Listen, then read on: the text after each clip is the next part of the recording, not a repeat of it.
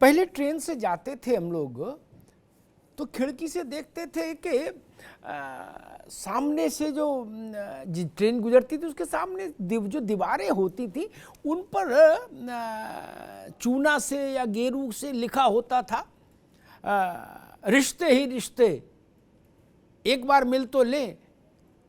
पता नहीं किसका नाम लिखा होता था, अग्रवाल साहब, रैगरपुरा गली नंबर 7 करोल बाग टाइप का। एक वैसा ही कुछ परिदृश्य 2024 के लोकसभा चुनाव के लिए बन रहा है इस बार। रिश्ते ही रिश्ते, एक बार मिल तो ले।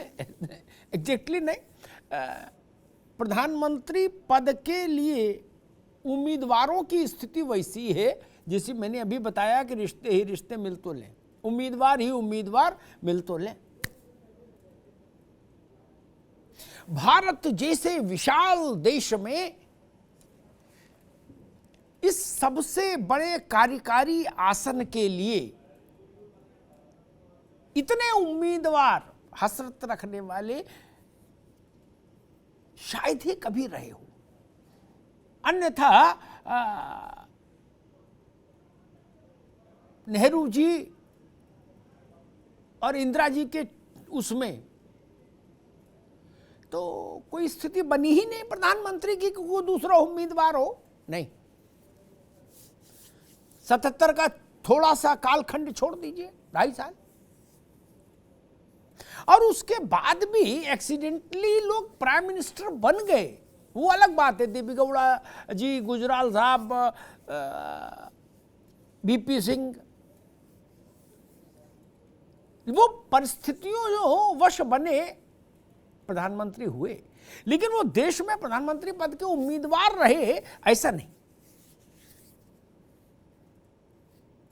आप देखिए दिमाग दौड़ाकर। लेकिन इस बार स्थितियां अलग हैं। हर नेता की पार्टी कह रही कि हमारा नेता ही प्रधानमंत्री पद का सर्वोच्च उम्मीदवार है, सर्वोत्तम उम्मीदवार है।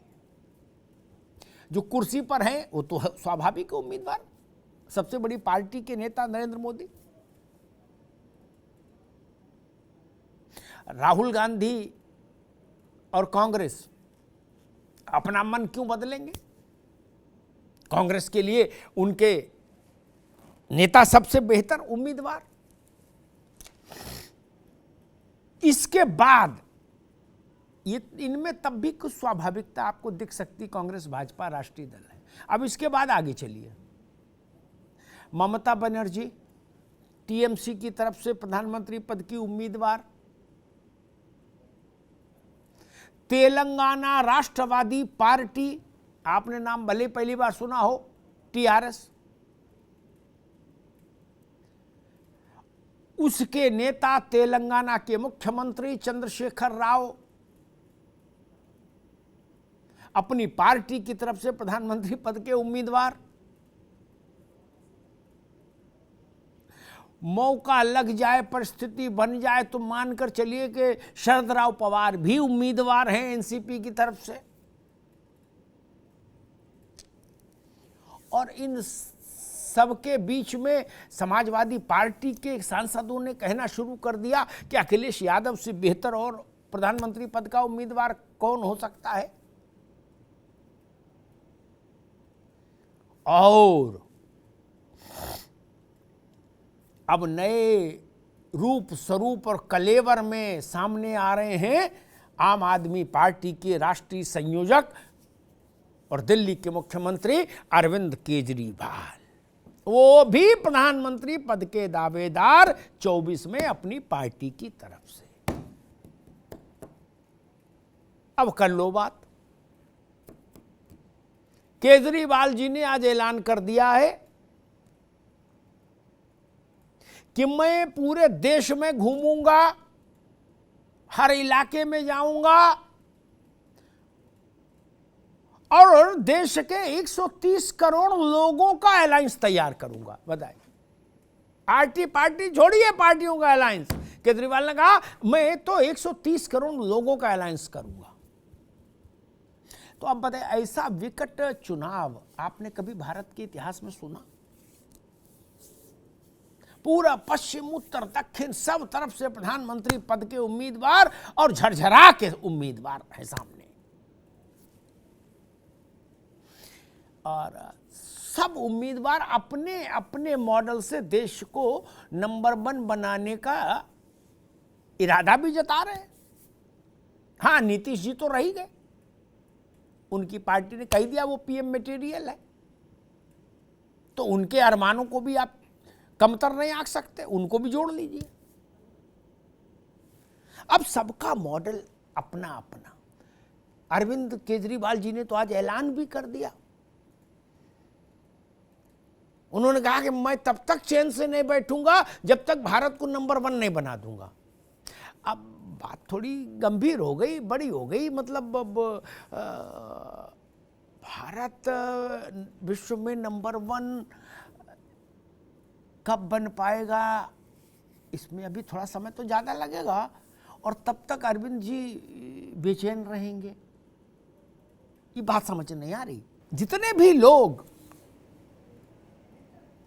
इस देश में राजनीतिक तौर पर घटनाओं को, स्थितियों को, समीकरणों को याद रखने की आदत वाले लोग हैं, उन सबको ये इस बार का दृश्य परिदृश्य हैरान कर रहा होगा कि बाबा रे बाबा, प्रधानमंत्री की कुर्सी के लिए इतने दावेदार। ये कोई मेयर का चुनाव है? ये गांव की प्रधानी है?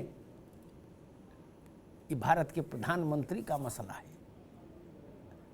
लेकिन बलिहारी है राजनीति की। दर्जन भर नेता अपनी पार्टी के ताकत के भरोसे ताल ठोक रहे हैं, और उनकी पार्टी कह रही है कि हमारे इनसे बेहतर और कौन। मैं इस बात को सुन के थोड़ा सा चिंतित हो गया कि अरविंद जी ने आज कहा कि जब तक देश को मैं नंबर 1 नहीं बना दूंगा वर्ल्ड में, तब तक चैन से नहीं बैठूंगा। अब ये मैगी तो है नहीं कि 2 मिनट में बन जाएगी। 140-50 करोड़ की आबादी वाले देश को नंबर 1 बनाने में तो बहुत स्पीड से भी चलेंगे तो भी बहुत साल लगेंगे, कई दशक लग जाएंगे। तब तक अरविंद भाई बेचैन रहेंगे। थोड़ा ज्यादा लंबा नहीं हो गया आपको लगता सैयद मोहम्मद तकी? देखिए, उन्होंने कहा तब तक चैन से नहीं बैठेंगे। 130 करोड़ लोगों का अलायंस बनाएंगे। एक बात और, आज मैं बड़ा थोड़ा कड़े शब्दों से बचूंगा। आज मेरा मन ना बहुत सहज भाव में वो है। एक बात मैं और को, फिर आलोक जी के पास चलूंगा, फिर राजनीतिक लोगों के पास आऊंगा। एक सवाल याद आ गया था, इसलिए अपने दोस्त के पास आ गया था, तकी साहब के पास। भैया, या तो बीजेपी और आम आदमी पार्टी कहीं मिल लेते हैं चाय पे, नाश्ते पे, ऐसी एक रूपता में देख रहा हूं।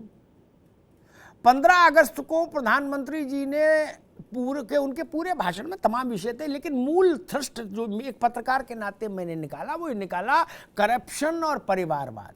ठीक, आज मैं अरविंद केजरीवाल को सुन रहा था गुजरात में, उनने भी परिवारवाद और करप्शन, ये गजब की जुगलबंदी है।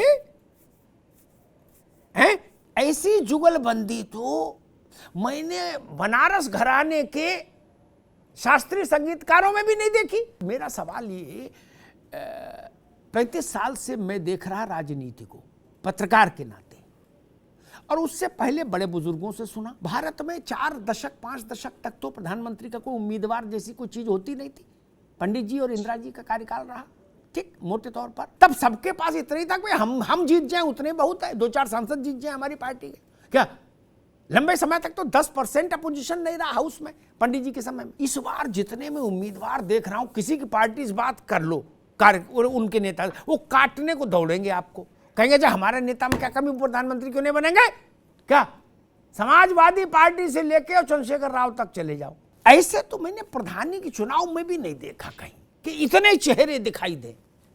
ये भारत की राजनीति का क्या है फलसफा, मेरी समझ में नहीं आया। इतने चेहरे क्यों एक साथ इमर्ज हो रहे हैं और सबको लग रहा है कि हम भी दांव लगाएं, यही है राइट टाइम बेबी टाइप का, अभी नहीं तो कभी नहीं।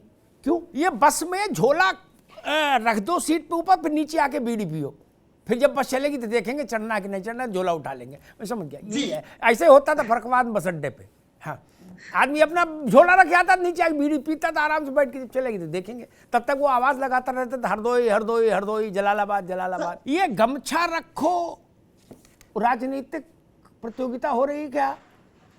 मतलब जिनके पास ये समस्या है कि मतलब 2 अंकों में सांसद जीतेंगे कि नहीं, इसकी गारंटी दुनिया का कोई ज्योतिषी देने को तैयार नहीं, जिनको वो भी कह रहे कि हम भी हैं।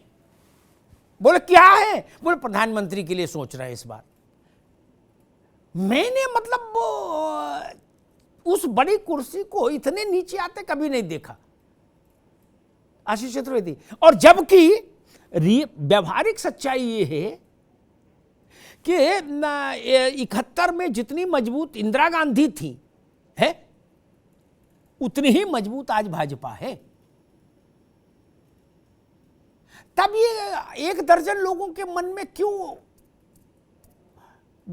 वो हुआ इलू इलू कि नहीं भाई प्रधानमंत्री पद का दावा करे? कोई इंदिरा गांधी ने कभी नहीं कहा था कि मैं प्रधानमंत्री पद की उम्मीदवार हूं, पंडित जी ने नहीं कहा, वाजपेयी जी ने नहीं कहा, नरेंद्र मोदी नहीं पूछ, आप उनसे पूछ लो कि आप उम्मीदवार हो 24 के, वो कहेंगे पार्टी फैसला करेगी। कोई कहता है? लेकिन ये जो केजरीवाल जी कह रहे हैं कि मैं देश भर में निकल रहा हूं, 130 करोड़ लोगों का गठबंधन तैयार करूंगा, पूरे सारे घर के बदल डालूंगा, तो ये दिल्ली के लिए लड़ रहे हैं, चांदनी चौक के लिए कि बल्ली बारान के लिए? नहीं ना, वो तो कही रहे। चंद्रशेखर राव जितना अपनी भाषा में नहीं विज्ञापन दे रहे, उससे 100 गुना हिंदी में ठेल रहे हैं। वो समय वो किस लिए? नगरपालिका चुनाव लड़ेंगे क्या वहां? 4 आदमी रख दिए पीआर वाले दिल्ली में कि भाई हिंदी भाषी भारत में मेरा फोटो व्यवस्थित करो। बहन ममता जी, शरद पवार, और कैसे कही जाता भैया? ऐसे कही जाता है, कोई इसकी लिखत पढ़त में एप्लीकेशन नहीं लगती एसडीएम के यहां कि सेवा में श्रीमान जिलाधिकारी महोदय कृपया हमें प्रधानमंत्री के उम्मीदवार होने की अनुमति प्रदान करें। ऐसा तो होता नहीं। हसरते परवान चढ़ती जवान होती, हम ऐसे देखते हैं। खैर, विकास श्रीवास्तव जी, आपके पास तो तर्क है भैया, जब ऐसी कम उम्र वाली पार्टियां, सुपोषित कुपोषित पार्टियां सब दावा कर रहे हैं, तो आप तो ये कहोगे भाई हम तो 150 साल पुराने हैं, हमारा तो झोला परमानेंट रखा, कोई बस चले। विकास श्रीवास्तव जी, लेकिन आपको नहीं लगता कि बड़ी हास्यास्पद परिस्थिति हो गई? हर राज्य, लगभग हर राज्य से नहीं, लेकिन हाँ 2-3 राज्यों पर एक प्रधानमंत्री उम्मीदवार, ऐसी स्थिति बन रही क्या? अरविंद केजरीवाल ये कह रहे थे, मैं आज उनको पूरा सुना रिलीजियसली, कि भाई अगर ये भाजपा और कांग्रेस, जिसमें भाजपा पर तो कम, कांग्रेस का उच्चारण वो ज्यादा जोर से कर रहे थे, ज्यादा बार उन्होंने किया, तो बोले ये भ्रष्टाचारी हैं, परिवारवादी हैं। ये अरविंद जी वहां गुजरात में बोल रहे थे। वो कह रहे थे इनके भरोसे मत रहना, सड्डे नाल रहोगे तो ऐश करोगे, जिंदगी के सारे मजे कैश करोगे, ये बोल रहे थे हिंदी में। मैंने तो कहावत सुना, शेरो शायरी में बता दिया। ठीक बात कि डॉक्टर कौशलकांत मिश्रा, एक गंभीर प्रश्न है, बाकी तो हास्य विनोद चल ही रहा है, लेकिन एक गंभीर प्रश्न है। इसको इस सैद्धांतिक उत्तर से नहीं ढका जा सकता कि देखिए हर आदमी जो भी भारत में 25 साल की आयु का है और मानसिक रूप से विक्षिप्त नहीं है और दिवालिया नहीं है घोषित है, तो वो प्रधानमंत्री के लिए योग्य है। ये तर्क ठीक है, ये लिखत पढ़त की भी बात ठीक है, लेकिन ये देश की सबसे बड़ी कार्यकारी कुर्सी है। ठीक है, भारत में देवेगौड़ा और गुजराल जैसे कुछ प्रयोग हुए, लेकिन बाय एंड लार्ज इस कुर्सी पर जवाहरलाल जी बैठे, इंदिरा जी बैठी, वाजपेयी जी बैठे, बड़े कद के लोग बैठे, नरेंद्र मोदी हैं। मेरे ख्याल से 2 पे 1 नहीं तो 3 राज्य पे 1 प्रधानमंत्री को उम्मीदवार टहल ही रहा है। ये कैसे परिस्थिति आ गई? जनता भी सोचती होगी अम्मा यार इतने विधायकी के उम्मीदवार नहीं होते जितने प्रधानमंत्री के हो गए। भाजपा के ऊपर आरोप लगता है कि हमने लोकतंत्र को बंधक बना लिया, तो वो कहेगी इससे ज्यादा लोकतंत्र क्या होगा कि प्रधानमंत्री के लिए दर्जन भर दावेदार हो गए और सब ताल ठोक रहे हैं। भाजपा के और खासतौर पर नरेंद्र मोदी की सत्ता के ऊपर एक आरोप और भी लगता है, विपक्ष लगाता है कि वो विपक्षी दलों के नेताओं को भयाक्रांत करती है सरकार, उनको भय में रखती है, डरा के। क्या अगर ये थ्योरी सामने रखें तब प्रधानमंत्री की छोड़ो एमपी की पर्चा भरने से डरेगा आदमी। और ये 1.25 साल हैं अभी, और केजरीवाल जी ने ऐलान कर दिया कि सारे घर के बदल दूंगा, 130 करोड़ लोगों का अलायंस बनाऊंगा, देश के गली गली जाऊंगा। इसका मतलब भय नहीं है और लोकतंत्र बिल्कुल बॉर्नवीटा पी के हृष्ट-पुष्ट होकर दौड़ रहा है। मैं सिर्फ ये समझना चाहता मैं जब लोकतंत्र बोल रहा इस संदर्भ में ये बोल रहा था, अगर लोकतंत्र है तब आप अपनी भी इच्छा जता पा रहे हैं, लोकतंत्र नहीं होता तो इच्छा नहीं जाती। इमरजेंसी में कोई माइक लाली कह सकता था कि मैं प्रधानमंत्री छोड़ो, घर के बाहर खड़े होके बोल सकते थे क्या इंदिरा गांधी मुर्दाबाद, उतने में मीसा लग रही थी। इसका मतलब है कि अगर चंद्रशेखर राव, अरविंद जी, अखिलेश जी, ममता जी, शरद पवार, अपना नीतीश जी, सब लोग की सेनाएं अपने अपने नायक को बतौर प्रधानमंत्री उम्मीदवार घोषित करके ताल ठोक रही हैं, तो ये तो तभी संभव होगा जब लोकतंत्र बिल्कुल हृष्ट-पुष्ट हो जाए, सुपोषित होके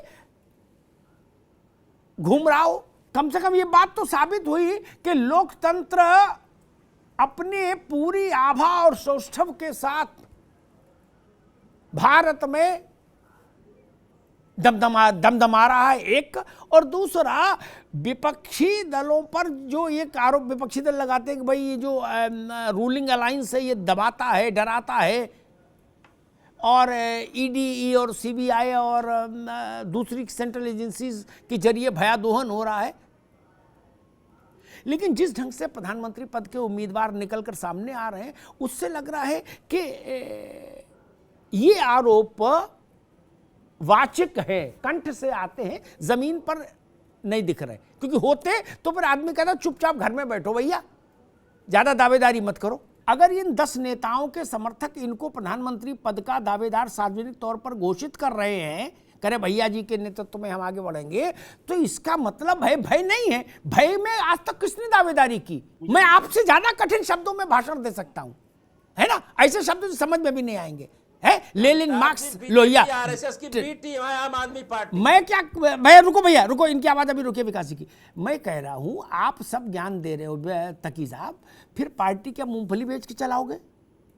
अगर पार्टी चल रही है तो पार्टी के हिसाब से चलती ना बाबू।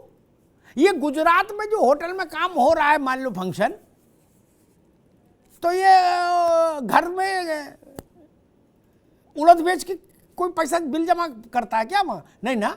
खेती का जमीन बेच के कोई होटल का बिल देता है राजनीति में? मोहम्मद तकी, आम आदमी पार्टी हमेशा से जनता की लोकप्रिय पार्टी यार गजबे कर दो भाई, मेरा प्रणाम स्वीकार करो मोहम्मद तकी, मेरा प्रणाम स्वीकार करो। आप जैसी उद्भट प्रतिभा का व्यक्ति मैंने नहीं देखा। हर पार्टी कहती है कि जी हम 24 कैरेट ईमानदार हैं, ठीक। मैं पूछता हूं, ये बात जिस सभागार में खड़े होकर आप माइक पे बोलते हो, है उसका किराया, खाना, खर्चा, जहाज का आना जाना, रौला चौला, गाड़ी घोड़ा, लाभ, लश्कर, फूल, गुलदस्ता, मक्खन, मलाई, ये कहां से आता है पांडे जी? 100% ईमानदारी से तो फिर ये नहीं आ सकता। फिर तो ये बात कहीं सड़क पे खड़े होकर बोलनी पड़ेगी। 5 तारा होटल में तो ये बात नहीं हो सकती। अगर मैं अपनी ईमानदारी बताने के लिए 5 तारा होटल में सम्मेलन करूं और कहूं कि भाई मैं ईमानदार हूं बिल्कुल 100% वाला, तो ये बात हजम होगी क्या? सारे राजनीतिक दल कहते कि भाई हम तो 100% ईमानदार वाले हैं और ये बात कहने के लिए वो कोई महंगा कन्वेंशन सेंटर हायर करते हैं जिसमें 1000-2000 रुपया प्लेट का खाना हो, नहीं। वो पैसा कहां से आता? मतलब हम तो देखा नहीं, ऐसा तो नहीं कि भाई राजनीतिक पार्टी का लेटर हेड दिखाओ तो बैंक वाले फ्री में गड्डी दे दे, ऐसा तो कोई नियम अभी बना नहीं। गांधी जी ने जब कहा भाई चवन्नी दे के कांग्रेस के मेंबर बनो, उसके बाद से कोई आदमी ना किसी के पास कोई चंदा मांगने आया ना किसी ने दिया। आम आदमी ने भारत में, आम आदमी भारत में कोई चंदा नहीं देता। झूठ है, फर्जी है जो लोग कहते, ठीक। जो चंदा मांगने आए उसे मारे, और ठीक। फिर क्या होता है, आशीष चतुर्वेदी है, सैयद मोहम्मद तकी है, कौशल कांत है, विकास श्रीवास्तव, ये लोग क्या करते हैं, पार्टी के नेता लोग, इनको वो दे दिया कि भाई आपको इतने मेंबर बनाने हैं। वो कहे चंदा इतना जुटाना है, वो भी 4 लड़के घर पे बैठा देते कंप्यूटर से और उनको वोटर लिस्ट दे देते हैं, कहते बेटा इसी नाम भर भर के 20-20 रुपया सबके नाम से मेरी तरफ से डाल दो। क्या बीएसपी का जब मसला पकड़ा गया तो वहां यही निकला, पूरी की पूरी वोटर लिस्ट छाप दी, ठीक। अच्छा, मुझे आज तक ऐसा आदमी नहीं मिला जो कहीं यूनिवर्सिटी में पढ़ाता हो, डिग्री कॉलेज में पढ़ाता हो, इंटर कॉलेज में पढ़ाता हो, जो कहे कि भाई मैंने 1000 रुपया चंदा दिया। उसका क्या लेना, चंदा क्यों देगा? चंदा मांगने आओगे तो मारेगा। और जो आशीष जी कह रहे चंदा देते, और रूलिंग पार्टी या जो आ सकती है प्रबल दावेदार, उसके अलावा तीसरे को कोई चंदा छोड़िए समोसा नहीं दे खिलाता। क्या कारपोरेट भी बड़ा समझदार हो गया भाई साहब, ऐसा नहीं है क्या? आप सत्यनारायण की कथा में भी जाते हो पांडे चतुर्वेदी जी, कार्यकर्ता के यहां तो निजी जहाज से जाते हो। इतना चंदा मिल रहा कहीं किसी को? केजरीवाल जी ने कहा मैं 130 करोड़ लोगों के पास जाऊंगा। पांव पांव जाएंगे, पैसा कहां से आएगा? जब बात है सब चंदा के नाम डाल दो। इसीलिए जब यह कहा गया, मांग रखी लोगों ने कि राजनीतिक दलों को सूचना के अधिकार के अधीन लाइए, इनकम टैक्स से इनको एग्जेम्पशन बंद करिए, कोई नहीं माना। भैया कौशल कांत जी, ये प्रश्न सब पर लागू है। जितने के फूल आप मंच पे लगा लेते हो ना, उतना तो साल भर में चंदा नहीं आता, और सब चंदा के नाम डाल देते हो। जो बात आलोक पांडे कह रहे हैं, मेरी इच्छा है कि ऐसा हो, लेकिन मेरा अनुभव कहता है कि ऐसा नहीं हो सकता। भारत की राजनीति के लिए मैं एक शब्द कहूं, ये गजब की थेथर है। थेथर अगर समझते हो तो ठीक, गजब की थेथर पार्टी है कसम से, मतलब पार्टियां हैं। आप उनसे कुछ पूछिए, भारत की राजनीति को अगर आप एक लाइन में कहें ना, ये गाजर लटकाने की कला में सिद्ध हस्त लोगों का शगल है भारत की राजनीति। क्या आप जितना आगे आते जाएंगे गाजर उतनी दूर होती जाएगी। क्या जवाहरलाल जी का समय तो देखा नहीं हमने, इंदिरा जी का समय देखा थोड़ा बहुत। 71 में इंदिरा जी ने गरीबी हटा दी थी, ठीक, और आज भी गरीबी हट रही है। और भगवान का आशीर्वाद रहा, ऐसे ही राजनीतिक लोग रहे देश में तो 50 साल बाद भी यही नारा लगेगा, गरीबी हटाएंगे। क्या 71 का चुनाव इस पर हुआ था। मुझे शब्द याद है मिसेस गांधी के कि मैं कहती हूं गरीबी हटाओ, ये कहते हैं इंदिरा हटाओ, फैसला आपके हाथ। जनता का इंदिरा जी बनी रहे, गरीबी हट जाए। केजरीवाल जी अपनी धुन में, अब दिल्ली, पंजाब, तुर्कमान गेट, चांदनी चौक, खारी बावली कौन पूछेगा? वो कहेंगे पागल हो, मैं देश बदलने जा रहा हूं, पीछे आओ, केस खत्म। अब ये कौन पूछेगा पंजाब में वो कौन सा पानी पी लिए थे भगवंत मान? वो कहेंगे तुम कैसी बात करते हो, वो पूरे देश में क्रांति लाने जा रहा हूं, आप पंजाब बता रहे हो, चलो पीछे आ जाओ, बैठो गाड़ी में, ठीक। भाजपा से आप पूछो, मान लो कि भाई आप कुछ सवाल, वो कहेंगे कि अमृत महोत्सव से स्वर्ण महोत्सव तक जाना है, 2047 की बात करो। अब 47 में कितने तो होंगे ही नहीं, 47 आ जा रहा है, 25 साल है दादा। कौन जीता है तेरे जुल्फ के सर होने तक, खाक हो जाएंगे हम तुझको खबर होने तक। जो 60-65 का है, 60 का है आलोक पांडे जी, वो 25 साल बाद ईश्वर की कृपा रहे, उसके नेत्र खुले रहे, ऐसी कामना भी मैं करूं तो भी खाट से उतर के तो चलने लायक नहीं होगा। वो क्या पूछेगा? और मान लीजिए फिर कोई और पार्टी आई, उसको ये कहने से कौन रोक पाएगा कि 100 नहीं 125वीं वर्षगांठ जब हम मनाएंगे तो ऐसा करेंगे। फिर 25, इतनी तेजी से तो सुप्रीम कोर्ट में तारीख नहीं बढ़ती। भारत की राजनीति है क्या? पुराने पर रिपोर्ट कार्ड में मत उलझिए। इंडियन पॉलिटिक्स का वन लाइनर, हर दिन नया मुद्दा उछाल दीजिए, पुराना कहां गया छोड़ दीजिए। क्या? केजरीवाल जी की बहुत संक्षिप्त राजनीतिक जीवन है अभी। क्या उनके आप शिफ्ट देख लीजिए, इतने छोटे से जीवन में फिर आप कांग्रेस को क्या कहेंगे बताइए? कांग्रेस तो तब भी 125 साल 150 साल पुरानी पार्टी है। ये भाजपा आज की तो है ही नहीं जनसंघ। वो 10-12 साल में ही हर घाट का भ्रमण कर लिए कि नहीं कर लिए? उनके वक्तव्य उठा के देख लीजिए,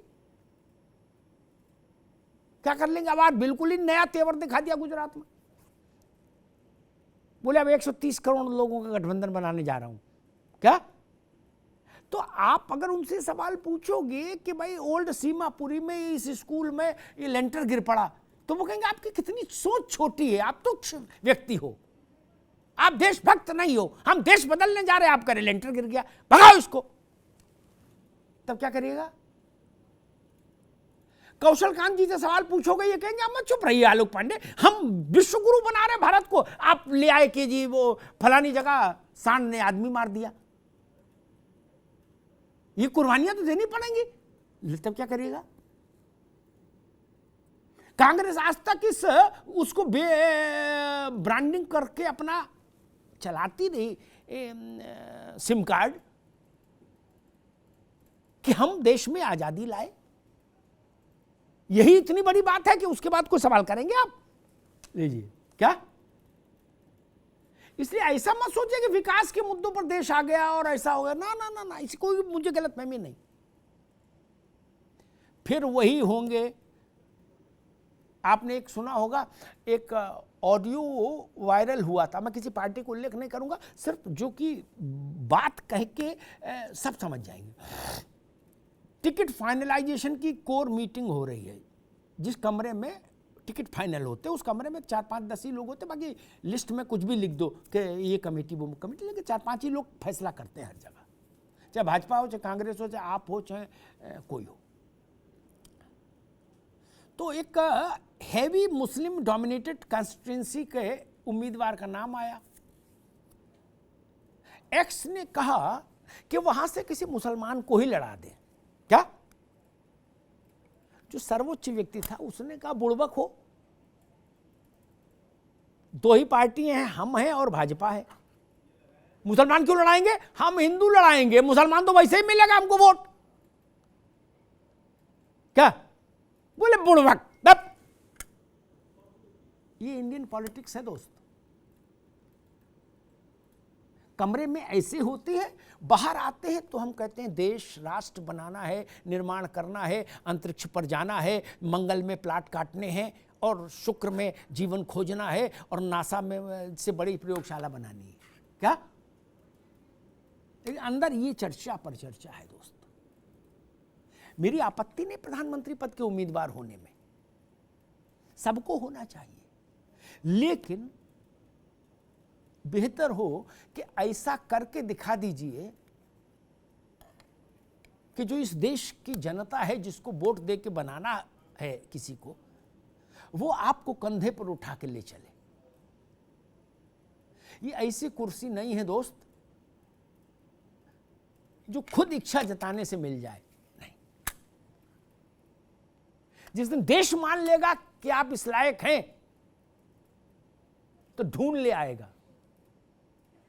मुरारजी भाई को ढूंढ के ले आया था। या अपनी पत्री दिखा लीजिए, अगर देवीगौड़ा और गुजराल वाले योग हैं तो उम्मीद हो सकती है। इसके अलावा फिर कोई रास्ता नहीं। या तो इतना बड़ा कद हो जाए आपका आपका, आपकी पार्टी का, या गुजराल साहब और देवेगौड़ा जैसा कोई थोड़े समय के लिए अखंड राजयोग आ जाए और उस झटके में आप बन लें। चंद्रशेखर जी, चरण सिंह साहब, बीपी सिंह, देवेगौड़ा, गुजराल, ये 5-6 लोग, इवन नंदा जी, गुलजारीलाल नंदा जी, या अपनी पत्री दिखा लीजिए। अन्यथा प्रधानमंत्री पद के लिए ये जो व्यग्रता दिख रही है ना, ये शोभा की चीज नहीं। पार्टी को आगे बढ़ाइए, जनता के बीच जाइए, जो बनना बनाना होगा वो ईवीएम से खुद ही सामने आ जाएगा। उसके लिए आप क्यों परेशान हो रहे? जनता की सेवा करिए, वो मालिक है। आपके क्रियाकलाप से खुश होगी तो माथे पर तिलक लगा देगी, जय हिंद हो जाएगा।